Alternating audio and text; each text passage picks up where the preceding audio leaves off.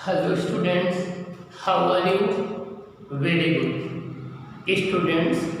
अभी इसके previous class में हमने डिस्कस किया था कि अल्टरनेटिंग करंट क्या होती है, उसकी एवरेज वैल्यू हाफ साइकिल के लिए कैसे निकालते हैं, अल्टरनेटिंग ईएमएफ क्या होता है उसकी हम एवरेज वैल्यू हाफ साइकिल के लिए कैसे निकालते हैं।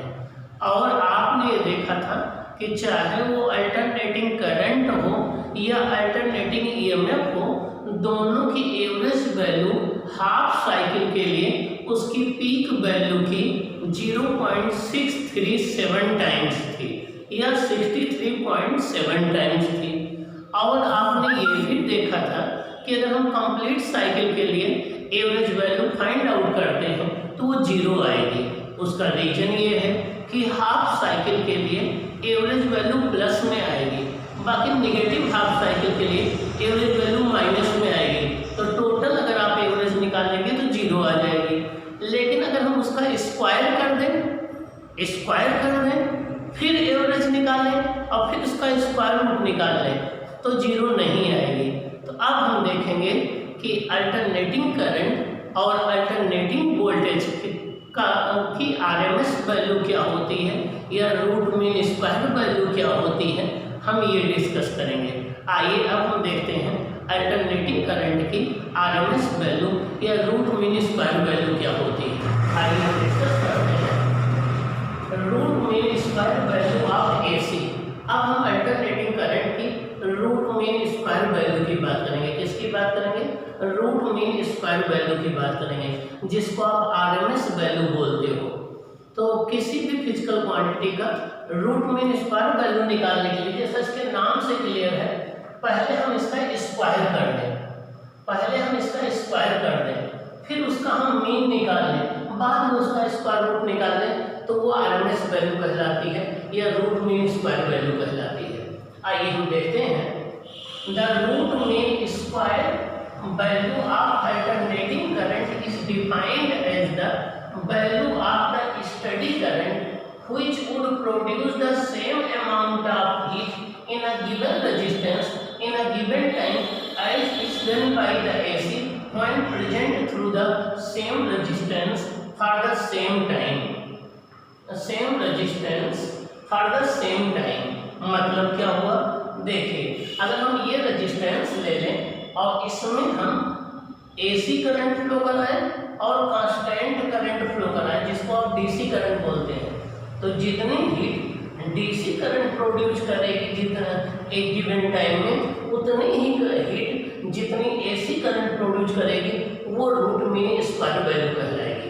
फिर से सुन लीजिए, the root mean square value of alternating current is defined as the value of steady current which would produce the same amount of heat in a given resistance in a given time as is done by the AC when passed through the same resistance for the same time.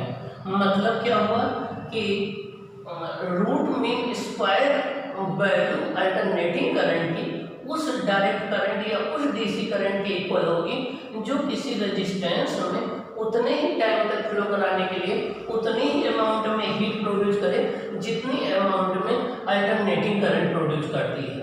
Root mean square current alternating current की वो value होगी जो किसी resistance में flow कराने पर उतनी ही heat produce करेगी जितनी हीट डायरेक्ट करंट प्रोड्यूस करेगी सेम टाइम तक सेम रेजिस्टेंस में फ्लो कराने पर।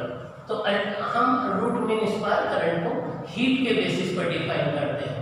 आइए देखें, the RMS value is also called the effective value और the virtual value of AC.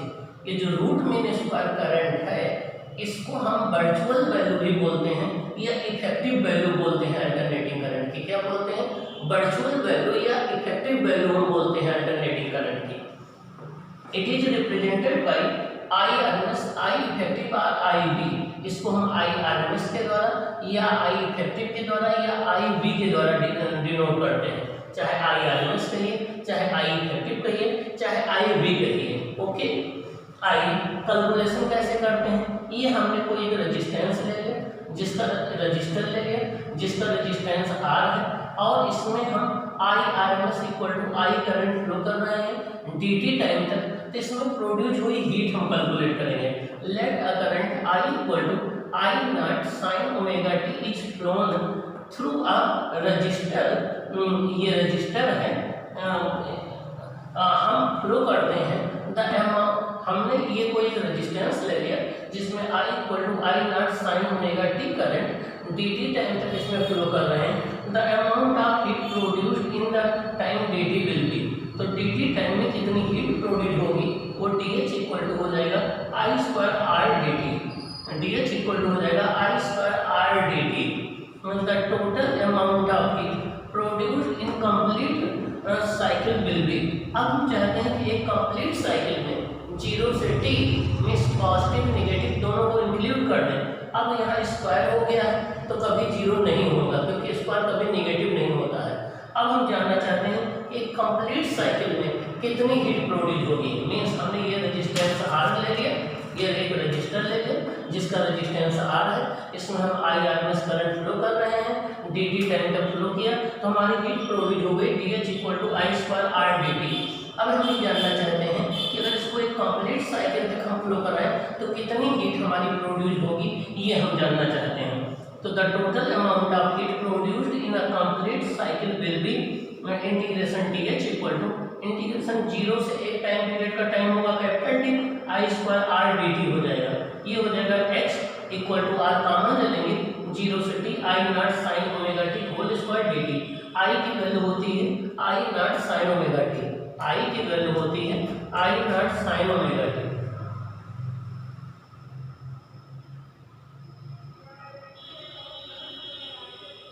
I equal to I not sine omega T है, तो ये हो जाएगा आपका I not sine omega T का होल स्क्वायर इनटू dt आ जाएगा। आइए देखें next step, I naught square R हम कॉमन ले लेंगे, इंटीग्रेशन के अंदर बचेगा 0 से t sine square omega T dt। अब आइए देखें साइन स्क्वायर ओमेगा टी का हम इंटीग्रेशन कैसे करेंगे। कार्बन में देखें cos 2 थीटा होता है, 2 cos square theta minus 1 equal to 1 minus 2 sine square theta, तो cos 2 ओमेगा टी हो जाएगा 1 minus 2 sine square omega t, तो 2 साइन स्क्वायर ओमेगा टी हो जाएगा 1 माइनस cos 2 ओमेगा टी, यहाँ से साइन स्क्वायर ओमेगा टी हो जाएगा 1 minus cos 2 omega t upon 2। तो अगर हम इस साइन स्क्वायर ओमेगा टी के प्लेस पर लिख सकते हैं 1 minus cos 2 omega t upon 2, तो ये आपका आ जाएगा h equal to I naught square R into 0 से t 1 minus cos 2 omega t upon 2 into dt write कर सकते हैं। इसको हम सेपरेट कर लें तो जब आई में आई नॉट स्क्वायर आर कॉमन ले लें 0 से t 1 अपॉन 2 dt, ये हमने कॉमन ले लिया और ये आपका हो जाएगा माइनस 1 अपॉन 2 0 से t माइनस 1 अपॉन 2 0 से t cos 2 omega T dt हो जाएगा आपका। ये हो जाएगा आई नॉट स्क्वायर कॉमन ले लिया, ये 1 अपॉन 2 1 dt होता है, 1 dt होता है 0 से t आ जाएगा minus 1 upon 2 cos 2 omega T का इंटीग्रेशन हो जाएगा 1 upon 2 omega sine 2 omega t हो जाएगा। लिमिट इसकी 0 से कैपिटल टी हो जाएगी, ये हो जाएगा आई नॉट स्क्वायर आर, ये हो जाएगा t by 2 minus 1 upon 4 omega, ये हो जाएगा t कैंसिल हो जाएगा, पहले यहाँ स्मॉल t की जगह यहाँ t रखा जाएगा, t कैंसिल हो जाएगा साइन 4 पाई की वैल्यू 0 होती है और साइन 0 की वैल्यू 0 होती है, 0 माइनस 0 इंटू 1 अपॉन 4 पाई, ये आपका हो जाएगा 1 अपॉन 4 ओमेगा, ये आपका 0 हो जाएगा तो आपका आ जाएगा h equal to I naught square R t upon 2 आ जाएगा, h equal to I naught square R t upon 2 आ जाएगा। ये आ जाएगी हीट प्रोड्यूस्ड एक कंप्लीट साइकिल में जब हम इस करंट को फ्लो कराएंगे किसी एक रेजिस्टेंस R में। अब देखिए हम RMS वैल्यू को सपोज कर लें, if RMS value of current is denoted by IRMS, then IRMS whole square into RT equal to I naught square RT upon 2, दोनों को इक्वेट करा दिया हमने, यहाँ से IRMS स्क्वायर इक्वल टू हो जाएगा I नॉट स्क्वायर अपॉन 2, तो IRMS इक्वल टू हो जाएगा I नॉट अपॉन रूट 2, क्या हो जाएगा I नॉट अपॉन रूट 2, यहाँ रूट 2 की वैल्यू रख दें, इसको सॉल्व करें तो ये आता है 0.707 I नॉट, ये हम कह सकते हैं 70.7% ऑफ I नॉट। इसका मतलब ये हो गया कि root mean square current AC current की वो वैल्यू होती है जो उसके पीक वैल्यू की 70.7% होती है। Root mean square current alternating current की वो वैल्यू होती है जो उसके पीक वैल्यू की 70.7% होती है। रूट मीन स्क्वायर करंट उसके करंट की वो वैल्यू होती है जो उसकी पीक वैल्यू की 70.7% होती है। तो जब the RMS value of the AC is 0.70 times the peak value और 70.7% ऑफ द पीक वैल्यू। अब आइए देखें इनका इंक्रीजिंग डिक्रीजिंग ऑर्डर देखते हैं। ये हो गई पीक वैल्यू सबसे मैक्सिमम, फिर IRMS वैल्यू, फिर एवरेज वैल्यू।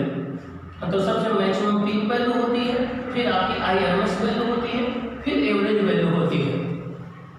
लेकिन ध्यान रखना ये IRMS वैल्यू एक कंप्लीट साइकिल के लिए मैंने फाइंड आउट किया है और ये एवरेज वैल्यू जो है ये आपका हाफ साइकिल के लिए है, ये आपके हाफ साइकिल के लिए और ये कंप्लीट साइकिल के लिए। तो मीन्स जो यहाँ का रूट मीन स्क्वायर करंट है वो एक कंप्लीट साइकिल के लिए डिफाइंड है, जबकि एवरेज वैल्यू जो है वो हाफ साइकिल के लिए डिफाइंड है। ऐसे अगर हम EMF की बात करें तो सबसे मैक्सिमम ये EMF होगा, फिर IRMS होगा, फिर I एवरेज होगा। ओके, जनरली कहीं पर किसी डिवाइस पर जो वैल्यू मेंशन की गई होती है अल्टरनेटिंग करंट और वोल्टेज की, वो उसकी IRMS वैल्यू होती है, वो उसकी पीक वैल्यू नहीं होती है।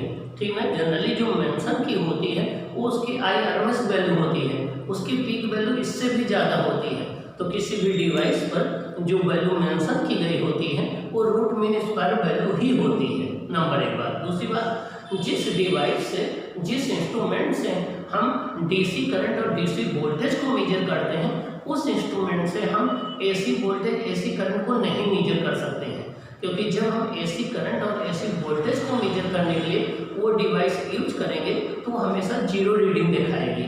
उसका रीजन क्या है कि जो DC वोल्ट मीटर और DC अमीटर होते हैं वो एवरेज वैल्यू को मेजर करते हैं और अल्टरनेटिंग करंट की एवरेज वैल्यू एक कंप्लीट साइकिल के दौरान जीरो होती है, इसलिए वो हमेशा जीरो रीडिंग दिखाएंगे। तो AC अल्टरनेटिंग करंट और अल्टरनेटिंग वोल्टेज को मेजर करने के लिए अलग डिवाइस आती हैं जिनको हार्ट वायर अमीटर और हार्ट वायर वोल्ट मीटर कहते हैं। और hot wire ammeter, hot wire voltmeter पर जो रीडिंग बनी होती है वो सेम डिस्टेंस पर नहीं होती हैं, क्योंकि वो जूल हीटिंग पर बेस्ड होती हैं, I2RT पर बेस्ड होती हैं, तो उस पर अनइक्वल डिस्टेंस पर रीडिंग बनी होती है। जबकि DC वोल्ट मीटर और DC अमीटर मेजर करने के लिए जो डिवाइसेज आती हैं उन पर रीडिंग या कैलिब्रेशन जो होता है वो इक्वल डिस्टेंस पर होता है।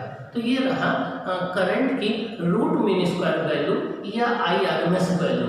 तो करंट की IRMS वैल्यू उस DC करंट के इक्वल होती है जिसको किसी रेजिस्टेंस में सेम टाइम तक फ्लो कराने पर उतनी हीट प्रोड्यूस करे जितनी कि DC करंट प्रोड्यूस करती है। ओके।